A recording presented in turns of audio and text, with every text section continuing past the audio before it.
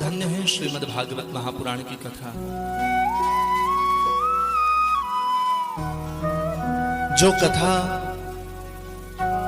भगवान की भक्ति को हमारे हृदय के अंदर स्थापित करती है,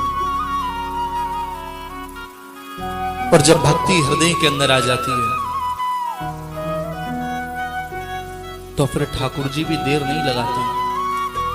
वह भी जल्द से जल्द हमारे हृदय के अंदर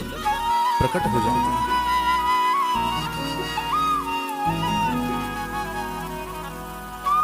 निष्काम भावना से भागवत महापुराण की दिव्य कथा को हम सभी श्रवण करें, क्योंकि श्रेष्ठ उच्च अथवा उच्चतम और श्रेष्ठतम भक्ति भगवान की निष्काम भक्ति ही है। भगवान की कथा को गाने से, सुनने से भगवान की याद हृदय के अंदर आती है। कथा को सुनने का तरीका यह है कि जिसका प्रसंग चल रहा है उस पात्र में हम अपने आप का दर्शन करें। अगर सुखदेव जी परीक्षित जी को कथा सुना रहे हैं तो हम ये समझें कि भगवान सुखदेव किस परीक्षित को कथा सुना रहे हैं, और परीक्षित कोई और नहीं है बल्कि हम ही भगवान सुखदेव के सामने परीक्षित बनकर बैठे हैं, और भगवान सुखदेव हम सभी को ही भागवत के दिव्य कथा प्रसंगों को श्रवण कर रहे हैं। अगर भगवान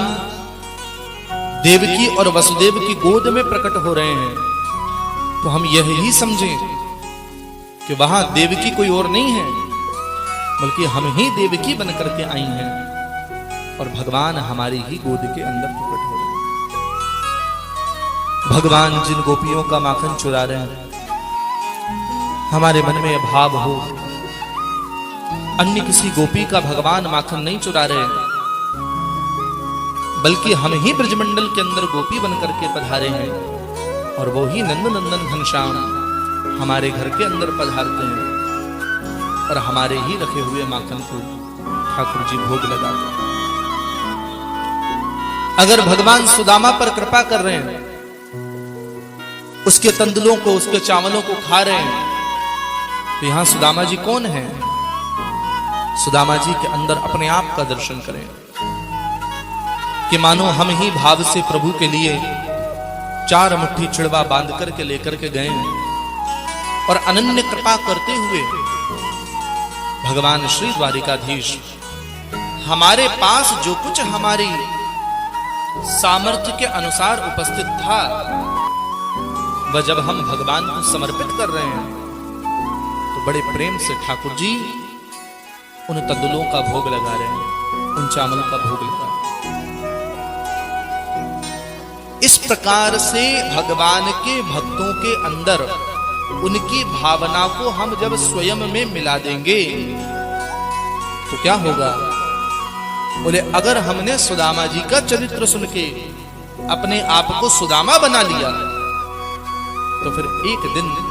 भाव से तो भगवान खा ही रहे हैं, मानसिक रूप से तो हम ठाकुर जी को खिला ही रहे हैं, लेकिन भक्तों का भाव हृदय में लाते लाते जब भक्ति दृढ़ हो जाएगी और हमारी भी ऐसी ऊंचाई हो जाएगी, तब भगवान हमारे भी यहां आकर के और इसी प्रकार से भोग लगाएंगे, जैसे भगवान ने गोपियों के साथ भोग लगाया,